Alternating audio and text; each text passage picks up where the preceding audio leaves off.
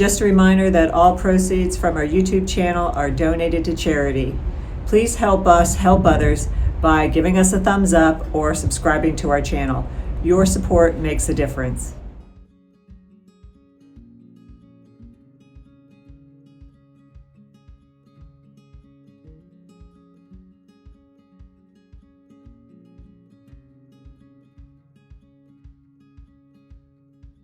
Hey, it's Luxury Travel Docs here today, and welcome to the Viking Mimir. We boarded this Viking longship yesterday in Budapest, Hungary, and we're taking the Grand European Tour from Budapest, Hungary to Amsterdam. We'll be on the Danube, the Main, and the Rhine Rivers. This Viking longship was built in 2015. It has a capacity at double occupancy of 190 passengers with 95 cabins. There are 53 crew members on board. So let's get to it.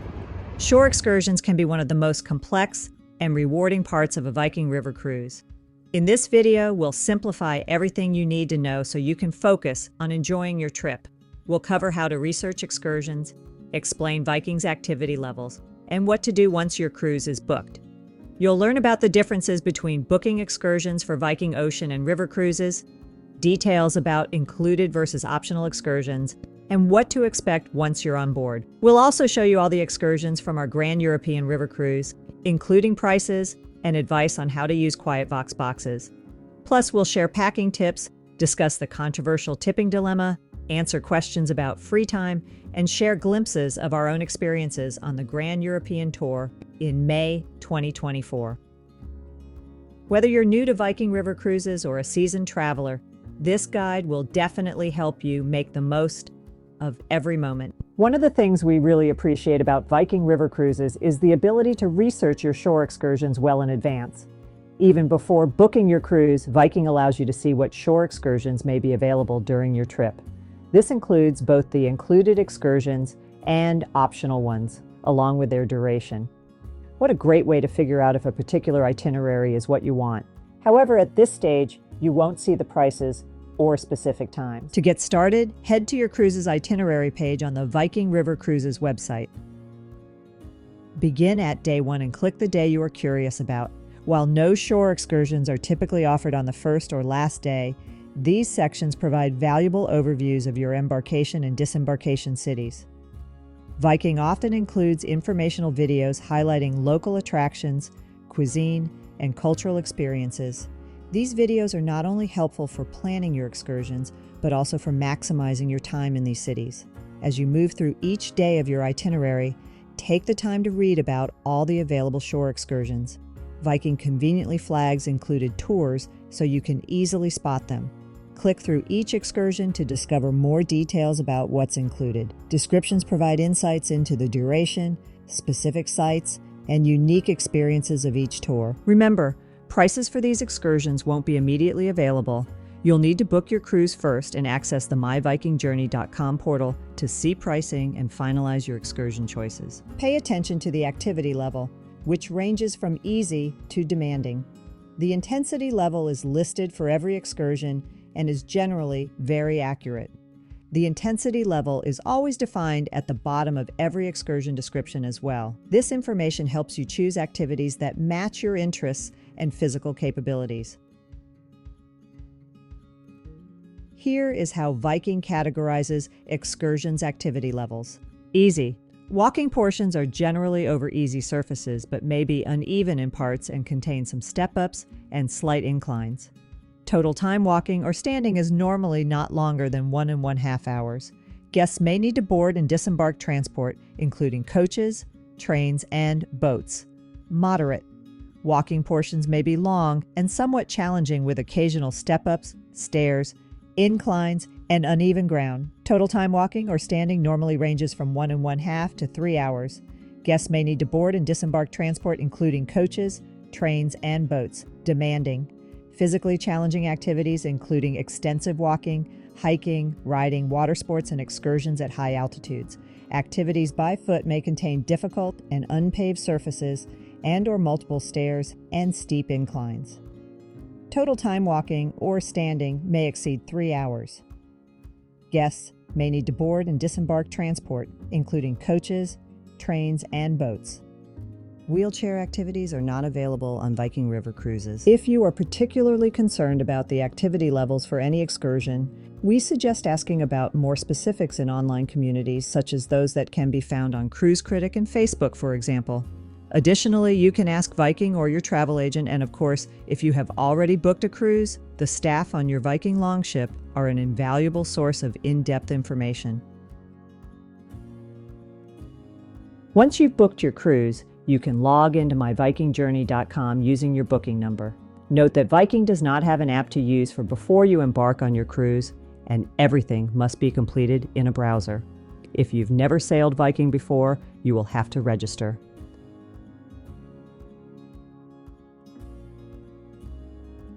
If you've sailed with Viking before, you probably already have a My Viking Journey account, and once you've logged in, add your booking number to access shore excursions. This portal is where you can browse and book all your excursions under the Shore Excursions tab. Now, in comparison to before you have booked, times and prices will show for all available excursions for your cruise. It's worth mentioning that booking shore excursions on a Viking River cruise is a bit different from booking on a Viking Ocean cruise. For ocean cruises, excursions generally open up for booking about 100 to 150 days before departure, with a tiered system allowing guests in higher category cabins to book earlier. On river cruises, however, the booking process is more straightforward. Shore excursions often become available at least 6 to 9 months before your cruise, sometimes even earlier. You can book excursions up until 7 days before your voyage. You'll receive multiple reminders via email, ensuring you don't miss out on booking your excursions. Obviously, if you're watching this, you can probably use myvikingjourney.com without any difficulty, but if you do have difficulty with using this portal, call Viking or ask your travel agent for assistance in booking your shore excursions. Excursions on river cruises typically don't fill up as quickly as those on ocean cruises. Since the number of passengers on a river cruise is generally 200 or less, there is space for everyone to experience the included tours if your schedule allows. Space on optional tours may be limited, but generally most passengers get all of their excursion choices. For river cruises, our strategy is to book an included excursion for each day, and then as our cruise approaches, we research and consider the optional excursions on our itinerary. Typically, the included tours are orientation walking or bus tours, perfect for getting an overview of each port of call. In smaller towns, these included tours might cover everything you want to see. However, in some ports, there may be more than one included tour option. This could be an alternate tour or an add-on that occurs after the main included tour. For example, in Regensburg, Germany, there was an alternate included tour called Historic Regensburg and Jewish Heritage, which could be booked instead of the main included tour and lasted half an hour longer.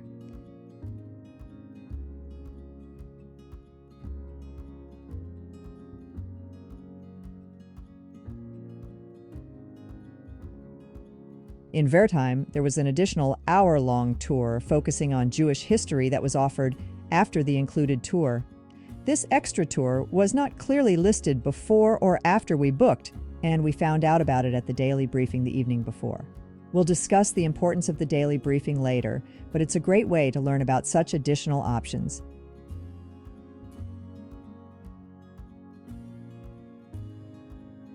Some people might assume that every tour listed on Viking's website is included in the cruise fare, only to be surprised by additional charges after booking.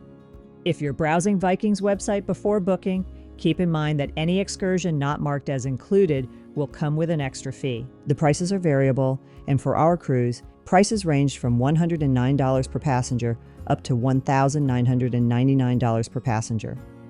Here are all excursions offered on our Grand European Tour, including the prices in May of 2024. Pause the video for more detail.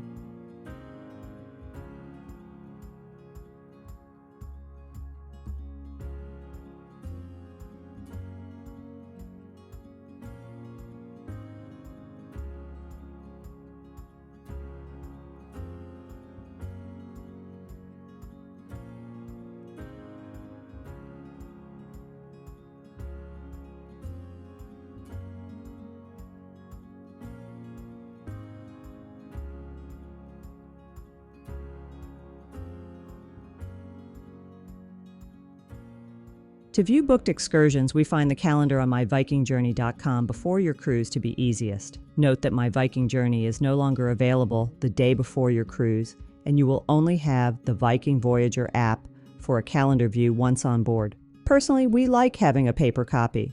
We have printed this calendar before we leave, but we usually make our own daily spreadsheet of what we booked along with printing our final documents. Before you leave home, about 2 to 3 weeks before your cruise, you will receive your final documents via email, unless your travel agent prints them and sends them to you. These will have a list of pre-purchased shore excursions and onboard experiences.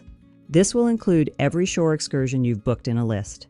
Remember, if you need more information, blogs, YouTube, and cruise communities on platforms like Facebook and Cruise Critic are excellent resources for understanding more specifics about many excursions. We highly recommend checking these out. And of course, once on board, the Viking crew can provide invaluable information about the towns, excursions, and levels of difficulty. For example, some passengers can walk for miles but might have difficulty with stairs. These are the sorts of questions that are perfect to ask on board or in cruise communities. Once you're on board, you'll receive tickets for your shore excursions. Each Viking ship handles this process a bit differently. On a Viking Ocean cruise, you typically receive all your tickets in an envelope upon arrival in your stateroom, covering all your pre-purchased excursions for the entire journey. However, on our river cruise, tickets for the next day's excursions were delivered to our cabin each evening, along with the Viking daily newsletter. This practice accommodates the fact that times and conditions can change on river voyages. This is important to keep in mind if you plan to book your own excursions through third-party providers like Viator instead of Viking's offerings. Because times and ship locations can change, we feel it can be a little stressful to book non-Viking excursions. If you do book your own excursions, make sure the guides are used to dealing with the variability of river cruise schedules, you have good contact information for them, and they communicate well with you. We had a few members of our group that booked a non-Viking excursion. It was a little worrisome when docking times changed, but fortunately the guide was very good at communicating. Despite the worry, their tour worked out very well. Your excursion tickets will display the date, code, and name of the excursion, along with your assigned group number. You'll also find the meeting time and location on the ticket. If you're traveling with a group, consider linking your reservations before departure. We did this, and it ensured that we were assigned to the same group every day without any issues. One important daily event on a Viking River cruise is the daily briefing, typically held around 6 p.m. in the lounge. This area features large windows with stunning views, making it a great spot to unwind before dinner. The program director will provide a rundown of the next day's itinerary, including details on the included and optional excursions, meeting logistics, and other essential information. These briefings are often filled with a bit of humor, making them both informative and entertaining. Even if you miss the daily briefing, don't worry. Everything covered is summarized in the Viking Daily newsletter, which will be waiting on your bed after dinner. You can always double-check the next day's schedule, meeting times, and any other important information in the Viking Daily. A useful tip is to take a photo of the Viking Daily each night with your cell phone. This way you'll always have the full schedule at your fingertips, including the ship's phone number, dock location, and departure time. Regarding the ship's departure, remember that the ship will not wait for anyone who's late. Always allow plenty of time to return before the ship's departure. The program director will emphasize the ship's leaving time, and it will be printed in the Viking Daily as well. Before heading out for the day, we also recommend stopping by the customer service desk. They provide maps of the area and a card with the ship's name, phone number, and dock location. Even if you're confident with directions or have a reliable map app on your phone, it's always a good idea to take one of these cards. You never know when it might come in handy. Between the photo of the Viking Daily and these extras, you're definitely covered to enjoy every port. QuietVox boxes, sometimes called whispers, are used on nearly every Viking excursion. You'll find them in your cabin, neatly placed in their charger with a disposable earpiece for your use throughout the cruise. It's important to charge your QuietVox box every night to ensure it's ready for use the next day. If you run into any issues, replacements are readily available on board, and the guides usually carry a limited number of spares as well. We prefer using an AirFly Duo with our QuietVox boxes, which allows us to connect our own wireless headphones. This setup enables us to share one QuietVox box between us, usually carried in a pocket, instead of each carrying a separate device with more wires around our necks. This setup is particularly popular among passengers with hearing aids who also use AirFly transmitters for a more comfortable and convenient experience. When it comes to finding your excursion meeting point, remember that the details, including the time and location, will be printed on your tour ticket and in the Viking Daily newsletter. Most excursions will have their meeting points directly at the end of the gangway, where you'll find the guides waiting with the distinctive Viking lollipop. The guide will carry this lollipop during your entire tour so that you can always find them. This lollipop, held by your guide, will display your ship's name and group number, making it easy to spot. The guides will collect the tickets you received for the tour, so be sure you have them with you and haven't left them in your stateroom. Guides will also inform you of the channel for your QuietVox box. If you're on a walking tour, this will be handled on shore, and if transportation is required, it will be managed on the bus. This ensures you stay connected and informed throughout your excursion. Preparation is key when packing for a Viking River cruise. Be sure to check the weather conditions using your favorite weather app before you leave. If your travel dates are too far out to get an accurate forecast, you can at least check the average temperatures for that time of year. We like using AccuWeather, and since you'll have Wi-Fi access on board, you can easily check the forecast for the following day while on the cruise. We find this more reliable than relying solely on the weather information provided in the Viking Daily newsletter. We sailed the Grand European Tour in May 2024. The temperatures started out warm but got cooler as we traveled north.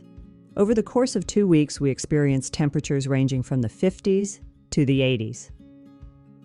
While we were fortunate to have very little rain, that isn't always the case. Viking does provide large red umbrellas that you can grab as you leave the ship, but we prefer carrying a more compact umbrella that can easily fit into a bag or pocket. Layering is important since temperatures can fluctuate depending on the time of day and the elevation of the places you visit. We typically wore comfortable shorts or pants, t-shirts, a fleece jacket, and a good raincoat, adjusting based on the weather. Comfortable footwear is a must. We recommend trail sneakers with grippy soles as they're perfect for navigating all kinds of conditions and uneven surfaces, like those found in older structures such as churches or city walls.